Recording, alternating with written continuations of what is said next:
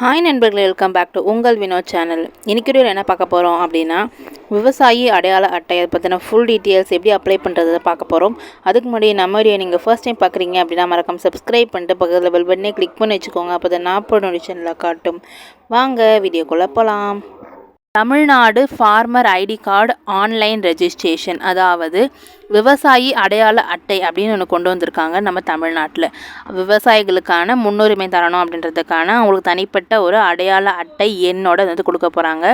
So அந்த விவசாயி அடையாள அட்டைனா என்ன, அதற்கான தகுதி என்ன, அதற்கு தேவையான ஆவணங்கள், நம்ம டாக்குமெண்ட்ஸ் என்னென்ன நம்மகிட்ட இருக்கணும், அக்ரிஸ்டாக் இணையதளத்தில் அதை எப்படி நம்ம பதிவு செய்கிறது, விண்ணப்ப நிலை அப்ளிகேஷன் ஸ்டேட்டஸ் எப்படி நம்ம பார்க்குறது, பதிவு செஞ்சதுக்கு அப்புறமா என்னென்ன நன்மைகள் நம்மளுக்கு கிடைக்கும், ஒருவேளை ரிஜிஸ்டர் பண்ணுறப்போ ஏதாவது எரர் வருது அப்படின்னா அதுக்கு என்ன பண்ணணும் அப்படின்ற ஃபுல் டீட்டெயில்ஸ் நம்ம இதில் பார்க்க போகிறோம். ஸோ ஸ்கிப் பண்ணாமல் கடைசி வரைக்கும் பாருங்கள்.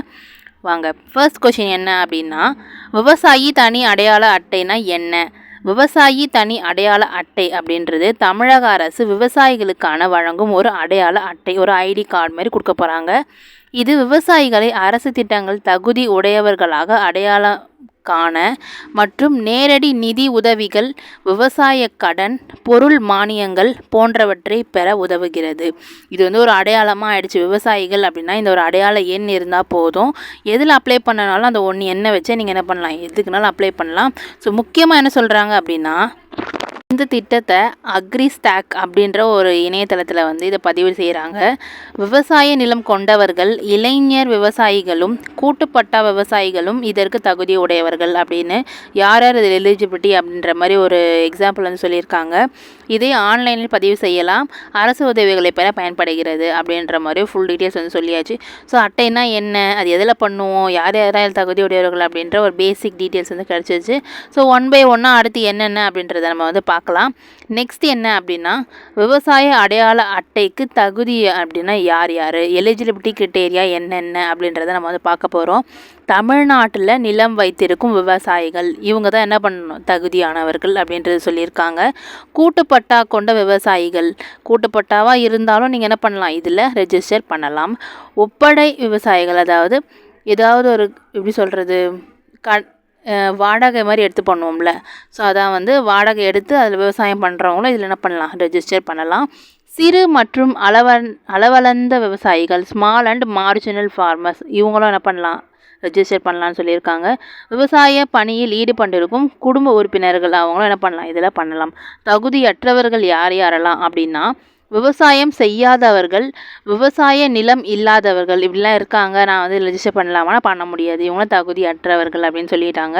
முக்கிய குறிப்பாக என்ன சொல்லியிருக்காங்க அப்படின்னா, விவசாயி அடையாள அட்டை பெற நிலம் வைத்திருப்பது கட்டாயம் இல்லை, ஒப்படை விவசாயிகளும் விண்ணப்பிக்கலாம் அப்படின்னு சொல்லியிருக்காங்க. ஸோ அதில் சொன்ன எலிஜிபிலிட்டி மாதிரி தான். ஒரு வாடகை எடுத்து நீங்கள் அதில் விவசாயம் பண்ணுறீங்க அப்படின்னாலும் நீங்கள் என்ன பண்ணலாம், இதில் ரெஜிஸ்டர் பண்ணலாம். நெக்ஸ்ட் என்ன அப்படின்னா, ஓகே, விவசாய அடையாள அட்டைனா என்ன எலிஜிபிலிட்டி, யாரெல்லாம் தகுதின்னு சொல்லிட்டீங்க. என்னென்ன ஆவணங்கள்லாம் நம்ம வச்சுருக்கணும் அப்படின்னா, ஆதார் அட்டை, விவசாயியின் அடையாளத்திற்காக இந்த ஆதார் அட்டையை நம்ம எடுத்துகிட்டு போகணும். பட்டா சிட்டா, நில உரிமை ஆதாரம், நில உரிமைக்கான பட்டா சிட்டா வந்து இருக்கணும். வங்கி கணக்கு, அரசு நிதி உதவிகளை பெற இந்த வங்கி கணக்கு புத்தகம், அதாவது வங்கி டீட்டெயில்ஸ் வந்து ஆட் பண்ணுவோம் அப்படின்ற மாதிரி சொல்லியிருக்காங்க. அதே மாதிரி ஆதார் கார்டில் லிங்க் பண்ண ஃபோன் நம்பர், அது எல்லாம் எடுத்துகிட்டு போகணும். கூடுதலாக என்ன ஆவணங்கள் நம்ம வச்சுருக்கணும் அப்படின்னா, குடும்ப அட்டை, ரேஷன் கார்டு வந்து இல்லை வேணும். இது வேறு ஏதாவது ஸ்கீமில் இருக்கீங்கன்னா அதுவும் நீங்கள் என்ன பண்ணிக்கலாம், இதில் ஆட் பண்ணிக்கலாம் அப்படின்றதும் டீட்டெயிலாக வந்து சொல்லிட்டாங்க.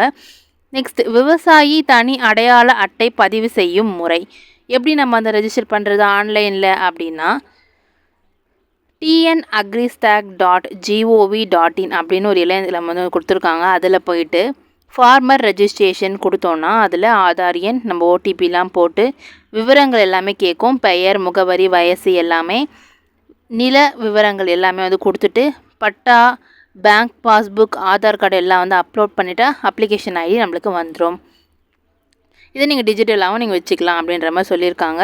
ஸோ இந்த அப்ளை பண்ணுறதை பொறுத்த வரைக்கும் மட்டும் நம்ம ஆன்லைனில் வந்து நம்மளாக பண்ணிக்க முடியாது. பக்கத்தில் இருக்க இ-சேவை மையம் இல்லை சிஎஸ்சி சென்டரில் போய் நீங்கள் பண்ணிக்கலாம். ஓகே, நெக்ஸ்ட் என்ன அப்படின்னா, விவசாயி தனி அடையாள அட்டையின் நன்மைகள் என்னென்ன அப்படின்றத பார்க்க போகிறோம். முக்கிய நன்மைகளாக என்ன சொல்கிறாங்க அப்படின்னா, அரசு மானியங்கள், நிதி உதவிகள், subsidise and direct cash benefits எல்லாமே உங்களுக்கு வந்து கிடைக்கும்னு சொல்லியிருக்காங்க. பிஎம் கிசான் திட்டம் மூலம் வருடம் 6000 பெறலாம் அப்படின்னு சொல்லியிருக்காங்க. விவசாய கடன், சாகுபடி ரக பயிர்கள் பெறலாம் அப்படின்றதும் சொல்லியிருக்காங்க. மெக்கானிக்கல் உபகரணங்கள், டிராக்டர், மெஷின்ஸு குறைந்த விலையில் பெறலாம் அப்படின்னு சொல்லியிருக்காங்க. விவசாய குறைபாடுகள் இருந்தால் அரசு நிவாரண உதவி வந்து கிடைக்கும். விவசாய பயிற்சிகள், தொழில்நுட்ப உதவிகளும் கிடைக்கும் அப்படின்ட்டு சொல்லியிருக்காங்க. முக்கியமாக இதை வச்சிருப்பவங்க அனைத்து விவசாயிகளுக்கும் அரசு ஆதரவுகளை பெறலாம் அப்படின்றதும் டீட்டெயிலாக சொல்லிட்டாங்க. ஸோ இதுதான் என்னென்ன பெனிஃபிட்ஸ் அப்படின்றது. நெக்ஸ்ட்டு வந்து அப்ளிகேஷன் ஸ்டேட்டஸ் எப்படி பார்க்குறது அப்படின்னு சொல்லி நீங்கள் கேட்டிருந்தீங்க. ஓகே, நான் சிஎஸ்சியில் அப்ளை பண்ணிட்டேன், இ-சேவையில் அப்ளை பண்ணிட்டேன், எப்படி நான் ஸ்டேட்டஸ் பார்க்குறது, என்னால் பார்க்க முடியுமா அப்படின்னா பார்க்க முடியும். அதே டிஎன் அக்ரிஸ்டாக் அந்த வெப்சைட்குள்ளே போயிட்டு அப்ளிகேஷன் ஸ்டேட்டஸ் அப்படின்னு இருக்கும். ஸோ அதில் போயிட்டு நீங்கள் என்ன பண்ணணும், அப்ளிகேஷன் ஐடியில் உங்கள் ஆதார் எண் நீங்கள் போட்டிங்க அப்படின்னா உங்களோட நிலை என்ன, உங்கள் ஸ்டேட்டஸ் என்ன அப்படின்றது அதில் வந்து தெரியும். ஸோ மொத்தமாக இதில் என்ன அப்படின்னா, எடுத்தோடனே நான் அப்ளை பண்ணதை அப்ரூவ் பண்ணுருவாங்களா அப்படின்லாம் கிடையாது. ஸோ இதுக்கு வந்து ஒரு ஸ்டேட்டஸ் இருக்குது, பெண்டிங், அப்ரூவ்டு, ரிஜெக்டட்னு 3 இருக்குது. பெண்டிங்கில் இருக்குது அப்படின்னா உங்களோட வந்து அப்டேட் ஆகிட்டு உங்களோட விண்ணப்பம் வந்து சப்மிட் ஆகிடுச்சு அப்படின்னு அர்த்தம். விண்ணப்பம் பரிசீலனை உள்ளது அப்படின்னு அர்த்தம். அப்ரூவ்டு அப்படின்னா உங்கள் விவசாய அடையாள அட்டை வந்து கிடைத்து விட்டது அரசுக்கு அப்படின்ற மாதிரியான அது வந்து ஒரு ஸ்டேட்டஸ். ரிஜெக்டட் அப்படின்னு காமிச்சுன்னா நீங்கள் திரும்ப என்ன பண்ணணும், அப்ளை பண்ணுற மாதிரி வந்து சொல்லியிருக்காங்க. ஏதாவது திருத்தங்கள் இருந்ததுன்னா மாவட்ட வேளாண்மை அலுவலகத்தில் நீங்கள் போய் என்ன பண்ணணும், சப்மிட் பண்ணணும் அப்படின்றதும் கிளியராக சொல்லிட்டாங்க. ஓகே, சரிப்பா எல்லாம் அப்ளை பண்ணிட்டேன், எதாவது பண்ணிட்டேன் அப்படின்னா, ஒரு வேளை நான் ரெஜிஸ்டர் பண்ணுறப்போ எனக்கு வந்து ஏதாவது எரர் வருது, அதுக்கு நான் என்ன பண்ணணும் அப்படின்னா, ஓடிபி வரல உங்களுக்கு அப்படின்னா, பதிவு செய்யும் மொபைல் எண்ணில் ஃபோன் சிக்னல் சரி பார்க்கவும். சிக்னல் கரெக்டாக இருக்கா, உங்களோட ஸ்டோரேஜ்லாம் கரெக்டாக இருக்கா, மெசேஜ் வந்து ஃபுல்லாக இருக்கா அப்படின்றது ஃபுல்லாக பார்த்துக்கோங்க.